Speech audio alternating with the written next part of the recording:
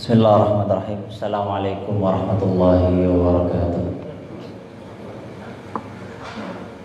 Alhamdulillah rabbil alamin. Wa bihi nasta'in ala umuri dunya waddin. Salatu wassalam ala asyrafil anbiya'i wal mursalin Sayyidina Muhammadin wa ala alihi wa sahbihi ajma'in.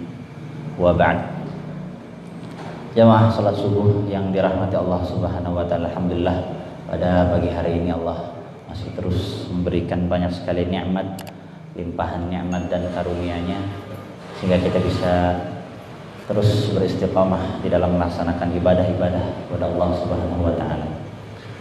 Salawat salam tak lupa kita sampaikan kepada Nabi Muhammad sallallahu alaihi wasallam. Karena dengan wasilah beliau kita bisa merasakan nikmat dan berinteraksi dengan Al-Qur'anul Karim. Jemaah dirahmati Allah Subhanahu wa taala, alhamdulillah di beberapa pekan terakhir kita sudah bahas tentang beberapa surat dan fadailnya. Insyaallah pada pagi hari ini kita akan sedikit mengambil beberapa hadis dan aqwal ulama ya terkait dengan muamalah dengan Al-Qur'anul Karim. Yang pertama adalah diantaranya ada hadis Nabi sallallahu alaihi wasallam yang diriwayatkan oleh Ibunda Aisyah radhiyallahu anha, istri Rasulullah. An Aisyah radhiyallahu anha qala Rasulullah sallallahu alaihi wasallam, al-mahiru bil Qur'ani ma'as safaratil kiramil bararah walladhi yaqra'ul Qur'an wa yatata'ta' fihi wa huwa alaihi syaqqun lahu ajran, rawahu Muslim. Di hadis ini diriwayatkan oleh Imam Muslim dari Aisyah radhiyallahu anha bahwasanya Nabi SAW bersabda, orang yang mahir membaca Al-Quran bersama para malaikat yang mulia dan taat, ma'as-safratil kiramil bararah. Sedangkan orang yang membaca Al-Quran kemudian tersendat-sendat dan merasa kesulitan, maka baginya 2 pahala. Nah, ini menarik, hadis ini sangat menarik karena di dalam membaca Al-Quran, hukum membaca dengan tajwid kita sudah bahas bahwasanya hukumnya adalah fardhu ain atau wajib yang mutlak bagi setiap perseorangan. Di setiap mukmin yang membaca Al-Quran harus menggunakan tajwid, harus menggunakan bacaan yang benar.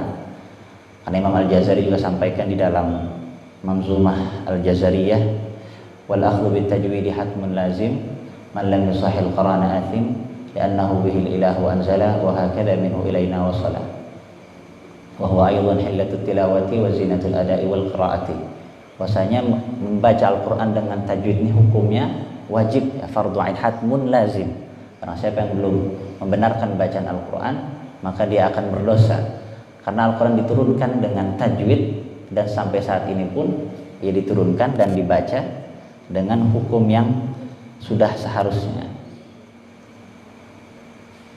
Jadi hukum membaca Al-Quran adalah fardhu ain ya, ini sudah kita bahas. Jadi wajib bagi setiap person untuk membaca dengan tajwid. Namun di dalam hadis ini Nabi SAW menyampaikan bahwasanya orang yang membaca Al-Quran kemudian dia riwayat-ta'ta atau terbata-bata, maka baginya 2 pahala. Baginya 2 pahala. Jadi tidak mendapat dosa meskipun bacaannya belum benar, begitu ya. Namun malah dikatakan di sini mendapatkan 2 pahala. Di dalam Al-Minhaj Syarh Sahih Muslim Ibn Al-Hajjaj dijelaskan bahwasanya hadis ini yang dimaksudkan ya, dengan pahala ataupun orang-orang yang mahir dalam membaca Al-Quran, orang-orang yang dikatakan cerdas ya, di dalam membaca Al-Quran adalah yang mereka membacanya dengan baik dan hafal dengan baik. Jadi bukan hanya sekedar dia bacanya bagus ya, yang disebutkan sebagai mahir, al-mahiru bil Quran, melainkan di sini dikatakan bahwasanya maksudnya adalah hafal ya, hafal dengan baik ya, hafal Al-Quran dengan baik.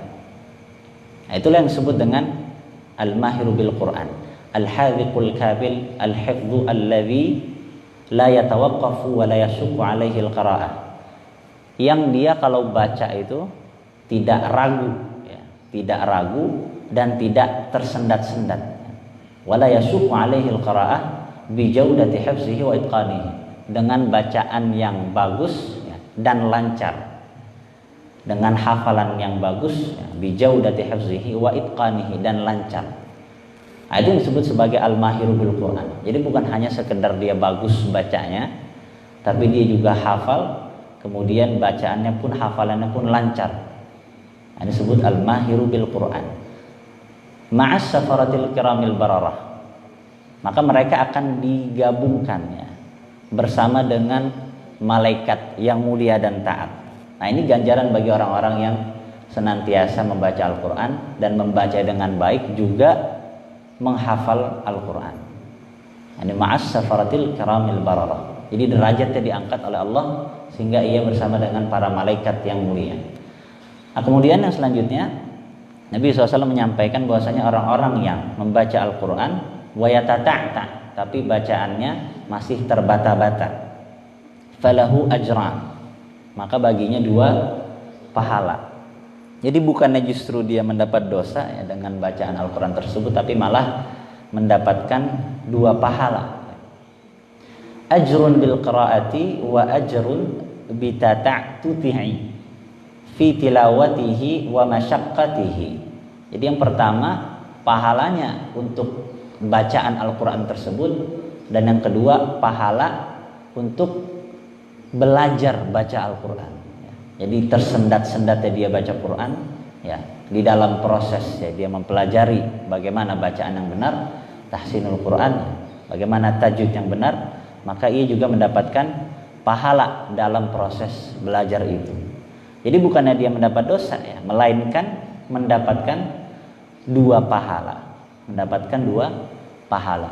Tapi bukan bermaksud orang yang dia baca Quran kemudian tersendat-sendat, dikasih tahu nggak mau gitu, belajar juga enggak, tapi bacanya suka-suka dia. Nah, ini beda urusan. Kalau orang seperti ini itu tidak dalam proses belajar, nggak mau belajar, nggak mau berkembang, nggak mau baca sesuai dengan tajwid, jadi nggak ada usahanya. Ini beda urusan dengan orang yang dia disebutkan dalam hadis ini, mereka baca Al-Quran tapi susah bacanya, tapi berusaha untuk memperbaiki bacaan. Falahu ajran, mendapatkan 2 pahala, pahala untuk bacaannya dan pahala untuk belajar bacanya, belajar bacanya. Nah, disebutkan juga di sini bahwasanya bukan maksudnya orang yang mendapatkan 2 ajr tadi, 2 pahala tadi itu lebih mulia daripada yang al-mahiru bil Quran. Nah, jadi mungkin kalau kita lihat secara tekstual hadis ini, seakan-akan yang belajar baca Quran yang masih tersendat-sendat nih pahalanya lebih banyak, karena lahu ajran. Sementara yang tadi yang al-mahiru bil Quran gak disebutin lahu ajr atau lahu ujur atau lahu thawab, tapi cuma disebutin ma'as safaratil kiramil bararah. Nah, tapi justru maksudnya di sini adalah orang yang dia terbata-bata tadi, ya, belajar baca Quran tadi mendapatkan 2 pahala, dan sudah tentunya orang yang membaca dengan mahir, ya, al-hadiqul kamilul hifz, itu pahalanya jauh lebih banyak. Nah, ini dibuktikan dengan digabungkannya ia dengan golongan para malaikat nanti. Balil mahiru afdalu wa aktsaru ajran li'annahu ma'as safarati wa lahu ujurun katsirah. Memang nggak disebutin dalam hadis ini al-mahir bil Quran lahu ujurun katsirah, tapi sudah secara tidak langsung, ya, orang-orang yang dikumpulkan bersama para malaikat yang mulia, maka lahu ujurun katsirah, maka baginya pahala-pahala yang banyak, ya. Walam yudkar hadhihi al-manzilah li ghairihi wa kayfa yulhaq bihi man lam ya'tani bi kitabillahi ta'ala wa hifzi wa itqanihi wa kathrat tilawati wa riwayati wa ka'tina hatta mahira fihi wallahu a'lam. Maka apalagi orang-orang yang dia baca Qur'annya udah bagus, kemudian dia hafalannya juga bagus, ya, ditambah dengan pemahamannya, ya, terhadap ilmu-ilmu di dalam Al-Qur'an dan juga amalan ia terhadap Al-Qur'an, maka tentunya pahalanya, ya, derajatnya akan Allah tinggikan di sisinya. Nah, itulah hadis yang diriwayatkan oleh Aisyah radhiyallahu anha. Jadi tidak ada alasan bagi kita semua untuk menolak untuk terus belajar membaca Al-Quran dengan baik, karena memang hukum membacanya sudah wajib begitu ya, dan juga pahala ataupun fadail yang Allah siapkan untuk orang-orang yang senantiasa belajar baca Quran ini luar biasa besarnya. Kemudian juga ada hadis Nabi SAW yang diriwayatkan oleh Sahal bin Sa'ad, "Madza ma'aka min al-Qur'an?" Qala ma'i suratu kadza wa suratu kadza 'addadaha faqala hal taqra'uhunna 'an dhahri qalbin? Qala na'am. Qala mallaktukaha bima ma'aka min al-Qur'an. Rawahu an-Nasa'i wa hadza haditsun sahih. Nah, ini ada hadis yang saya baca sepotong, jadi hadisnya panjang. Riwayatnya sebenarnya panjang. Jadi ini bercerita tentang suatu ketika ada sebuah kabilah ataupun sekelompok orang yang datang kepada Nabi SAW. Kemudian ada seorang perempuan yang berdiri begitu ya, dan menyampaikan kepada Nabi bahwasanya ia ingin menghibahkan diri dia untuk Nabi SAW. Maka Nabi melihat ke si perempuan ini dan kemudian berpaling, nunduk lagi, sampai kemudian 3 kali begitu ya ditawarkan, tapi Nabi tidak memberikan tanda bahwasanya Nabi menerima si perempuan tersebut. Akhirnya ada sahabat Nabi SAW yang melihat kejadian itu dan menyadari bahwasanya Nabi ini tidak berkenan dengan si perempuan tadi. Maka sahabat ini menawarkan dirinya untuk menikah dengan si perempuan yang tadi.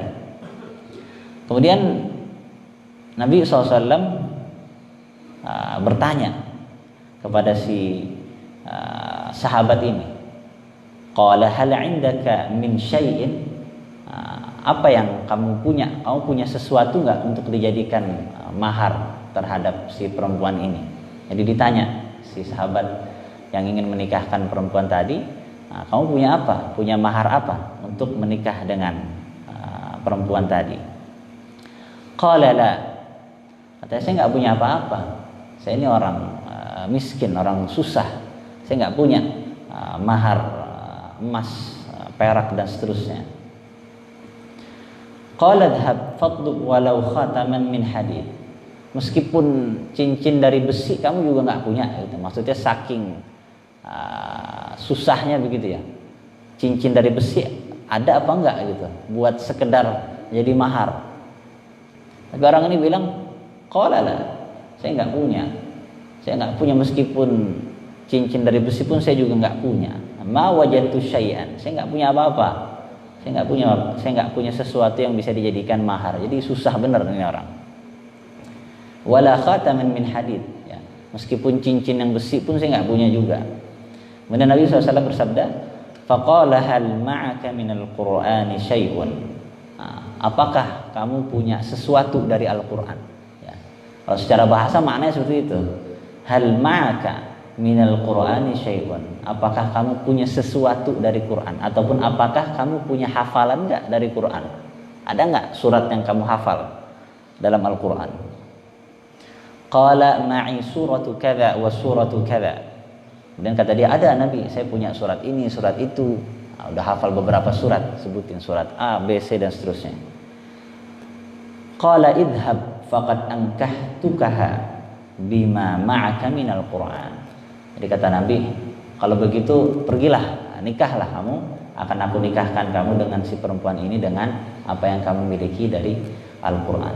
Nah, jadi hadis ini menjelaskan bahwasanya Al-Quran, ya, surat-surat di dalam Al-Quran bisa dijadikan sebagai mahar ya di dalam pernikahan begitu ya. Dan ini riwayatnya sahih yang diriwayatkan oleh Sa'ad tadi ya. Jadi boleh kalau misalnya sekiranya ada laki-laki yang ingin meminang ya, perempuan dengan hafalan Al-Quran, hafalan. Meskipun dalam masalah ini khilaf juga para ulama, sebagian mengatakan lebih baik ya, untuk tetap menggunakan mahar yang bentuknya mal ya, atau harta, karena di sini disebutkan bahwasanya orang tersebut memang tidak punya mal, tidak punya harta, sehingga Nabi akhirnya menikahkannya dengan apa yang ia miliki dari Al-Quran. Allah Ta'ala a'lamu bishawab. Itu hadis yang kedua. Hadis yang kedua tentang fadail hifzul Quran.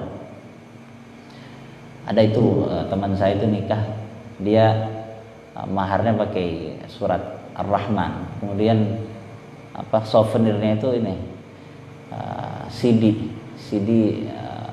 isinya tasmi dia 30 juz hafalan. Ini bagus banget itu. Kalau orang kan bisa souvenir kan gelas apalah gitu ya. Tapi dia ini souvenirnya 30 juz CD rekaman dia tasmi. Ini luar biasa, itu langka. Taib. Kemudian selanjutnya ini ada riwayat ya dari Utsman bin Affan ya, al-Khalifah ats-tsalitsah ya ar-Rasyidah. An Abdul Majid an abihi qala Utsman inni la astahyi min Rabbi ta'ala an yamurra alayya yawmun la anzuru fi ahdi Rabbi. Syu'bul Iman al-Baihaqi. Jadi ada riwayat dari Abdul Majid an abihi bahwasanya Utsman bin Affan ya, khalifah yang ketiga setelah Rasulullah, inni la astahyi min Rabbi, sungguhnya aku sangat malu pada Tuhanku. Jadi kata Utsman, sungguhnya aku sangat malu pada Tuhanku jika lewat satu hari ya tanpa memandang Al-Quran. Jadi tanpa memandang mushaf Al-Quran, itu sangat merasa malu, yaitu Utsman bin Affan. Jadi enggak ada satupun hari yang dilewati tanpa membaca Al-Quran, tanpa melihat mushaf ya untuk tilawah. Jadi jangan sampai kita melewati satu hari ya, tanpa adanya qiraatul Quran. Karena dalam hadis lain disebutkan bahwasanya orang-orang yang tidak membaca Al-Quran di rumahnya ini seperti rumah yang kosong, seperti rumah yang ditinggalkan ya. Jadi kalau rumah ditinggalkan itu kotor ya, banyak hewannya dan seterusnya, rusak ya. Kal baitil kharib ya, seperti rumah yang ditinggalkan. Nah, begitupun juga orang-orang yang hatinya nggak baca Al-Quran ya, yang sehari, 2 hari, 3 hari, sepekan, sebulan ya, setahun nggak baca Quran ya, bacanya cuma di sholat aja. Itu juga kalau misalnya dia jadi makmum imam baca Quran, dengar deh. Tapi kalau sehari-hari nggak baca Quran, buka mushaf pun nggak, begitu ya. Nah, itu harus merasa malu ya kepada Allah Subhanahu wa Ta'ala. Harus merasa ada yang salah ya dari diri kita sampai kita tidak mau melihat sedikit pun ayat-ayat Al-Quran, ayat-ayat Al-Quran. Kemudian ada juga riwayat yang kedua, an Ismail bin Abi Hakim, kana Umar bin Abdul Aziz qallama yada'u yawman yaqra'u minal mushafi bil ghadati syu'bun. Nah, jadi ada riwayat ya, dikatakan bahwasanya Umar bin Abdul Aziz hampir tidak pernah ya, melewati hari tanpa membaca Al-Quran dari mushaf di pagi hari. Jadi Umar bin Abdul Aziz ya, khalifah di Bani Umayyah ya, dinasti Umayyah. Beliau salah satu khalifah yang dikatakan Al-Khalifah Ar-Rasyidah Al-Khamisah. Dia khalifah Rasyidah yang kelima, begitu ya, meskipun ada beberapa jarak berapa tahun dari khalifah keempatnya Ali bin Abi Thalib ya. Dan satu di antara 2 khalifah yang ketika Bani Abbasiyah ya, mengambil kekuasaan Islam ya, dari tangan Bani Umayyah, 2 makam ya, khalifah Umar bin Abdul Aziz dan khalifah Muawiyah bin Abi Sufyan itu yang tidak dibongkar ya, yang tidak dibongkar oleh Abu Abbas As-Safah ya, ketika merebut kejayaan Bani Umayyah di Damaskus. Karena memang diakui ya, 2 khalifah tersebut, yang pertama Muawiyah bin Abi Sufyan merupakan sahabat Nabi SAW ya, meskipun dengan segala macam kurangannya, tapi beliau adalah sahabat Nabi SAW yang tidak mungkin ya dihinakan dengan dibongkar ya kuburannya. Kemudian juga Umar bin Abdul Aziz merupakan khalifah yang meskipun hanya sebentar menjabat sebagai khalifah, kurang dari 2 tahun, tapi bisa memberikan banyak sekali manfaat yang menyelesaikan masalah ekonomi di umat Islam pada saat itu. Tayyib. Itu riwayat dari Umar bin Abdul Aziz, Khalifah Rashid Al-Khamisah. Kemudian ada riwayat lainnya. An Muhammad bin Yusuf, sami'tu Sufyan Ats-Tsauri yaqra'u fil mushaf thumma yaqul, ya qaumul ajab mimman yatlubun najata bighairi kitabillahi ta'ala. Ini ada riwayat dari Sufyan Ats-Tsauri, ya, tabi'in, termasuk juga banyak akwal dalam masalah fikih yang diambil dari beliau. Beliau sampaikan bahwasanya aku mendengar Sufyan Ats-Tsauri membacakan Al-Quran dari mushaf. Kemudian ia berkata, wahai kaumku, ya, wahai umatku, sungguh mengherankan bagi orang yang mengharap keselamatan namun meninggalkan kitabullah. Nah, jadi sangat aneh ya, sangat mengherankan orang yang ingin selamat di dunia, ingin selamat di akhirat, tapi nggak mau baca Al-Quran, nggak mau membuka mushaf ya untuk sekedar mengulang-ulang hafalan di juz 30 ya, surat-surat pendek dan seterusnya, ataupun hanya sekedar untuk tilawah harian. Dia menolak, tapi pengennya selamat di dunia, pengennya selamat di akhirat, tapi nggak mau interaksi dengan Al-Quran. Aneh ya, sangat mengherankan, karena Al-Quran ini adalah kitab keselamatan, kitab yang memberikan syafaat nanti ya, di hari kiamat, yang pasti memberikan syafaat. Kita bahas di pekan lalu, syafi'un musyafa' ya, orang kitab yang mampu memberikan syafaat dan syafaatnya diterima oleh Allah Subhanahu wa taala. Jadi kalau meminta tolong di hari kiamat bukan sama orang ya, tapi minta tolong dengan Al-Qur'an yang sudah diberikan legalitas oleh Allah Subhanahu wa taala untuk memberikan syafaat di hari kiamat. Jadi makanya aneh jika ada orang yang ingin selamat di dunia, ingin selamat di akhirat, tapi nggak mau buka mushaf, nggak mau dekat dengan Al-Quranul Karim.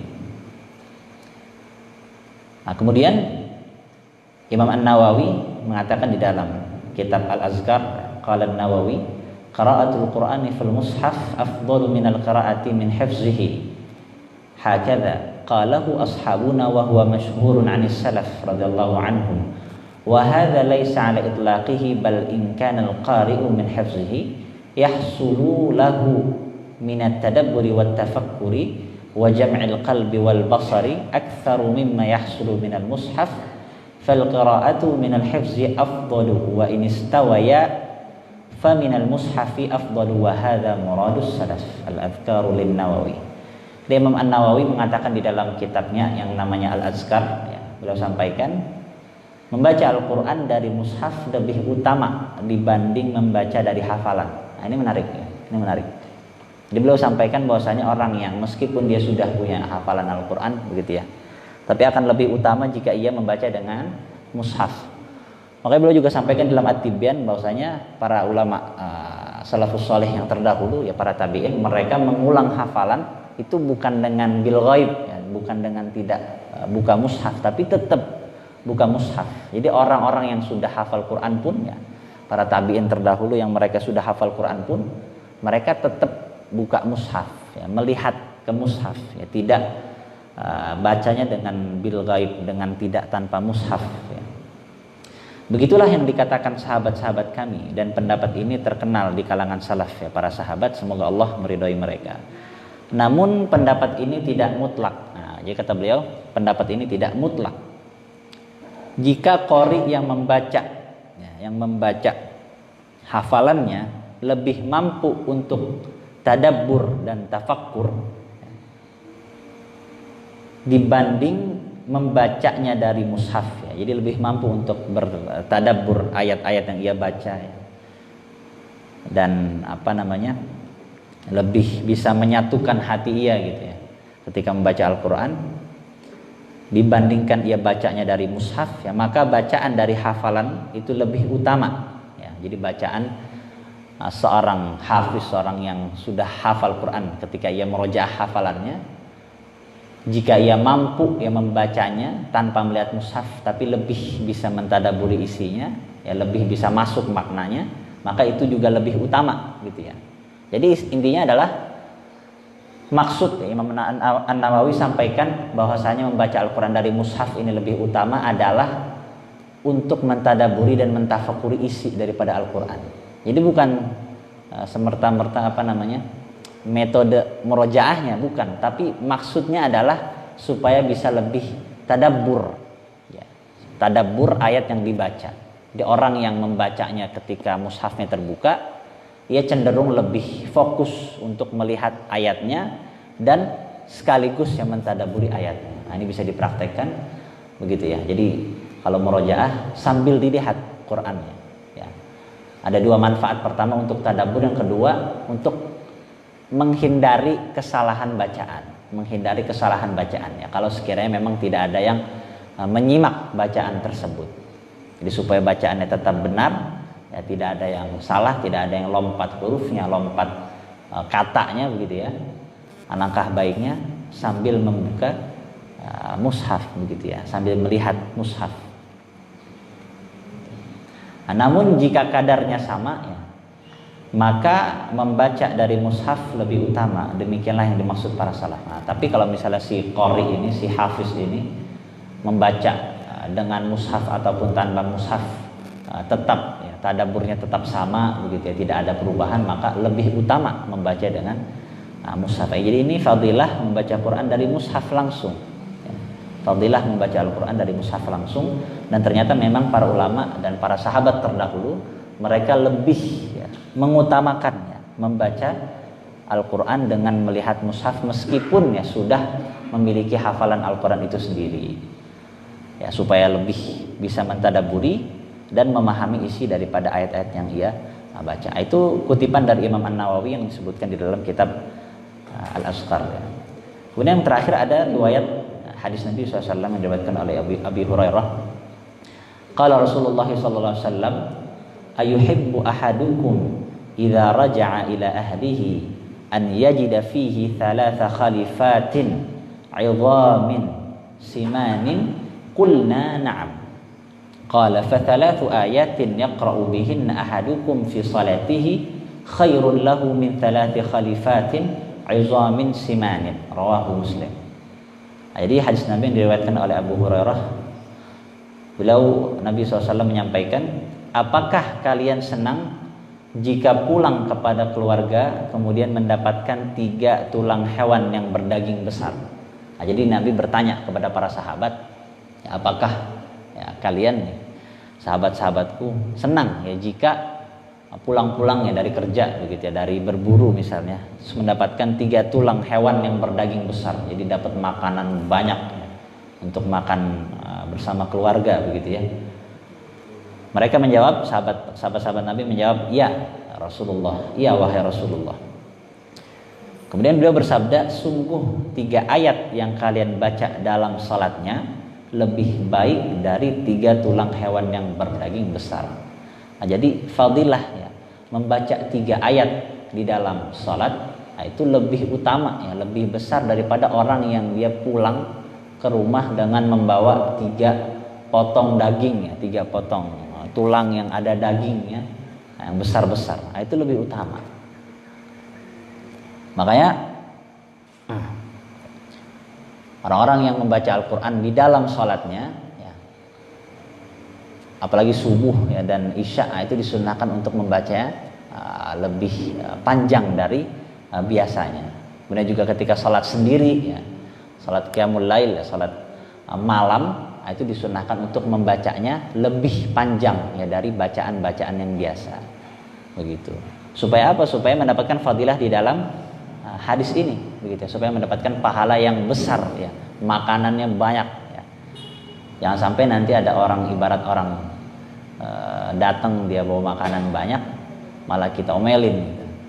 Ini makanannya kebanyakan. Sama kayak nanti ada imam membaca panjang dikit ya, 1 halaman lebih 2 baris ya. Wah, lama bener nih imamnya. Harusnya lama-lama, kan kita ada urusan nih ya. Kalau misal lamanya masih normal ya, masih 1 halaman ya, itu masih normal. 1 halaman itu cuma 3 menit, 2 sampai 3 menit ya, kalau bacanya standar. Kalau baca agak lama dikit 4 menit lah, atau ya 3,5 menit lah, cepet sebenarnya. Nah, itu masih pendek sekali. Itu kalau imamnya bacanya 5 halaman 1 rakaat, nah itu baru kelamaan karena mungkin belum terbiasa jamaahnya di sini.